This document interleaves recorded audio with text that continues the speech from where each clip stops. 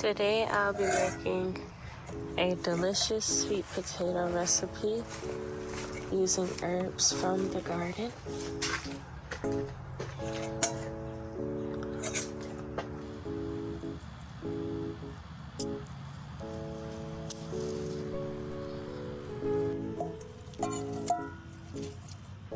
Oh, it was a frog! Oh my god. That's all I'm collecting. I should get more, but I'm a little punk. Let's try some marigold. This doesn't look like it's doing too well. I'll actually leave it alone. Let's see. What other flavors can we add to this?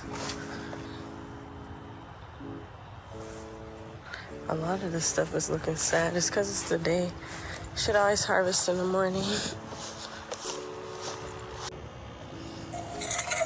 I'm using cilantro because my cilantro is not ready yet.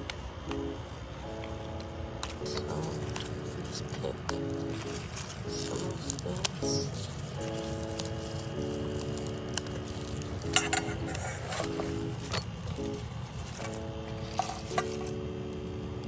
It smells so nice already.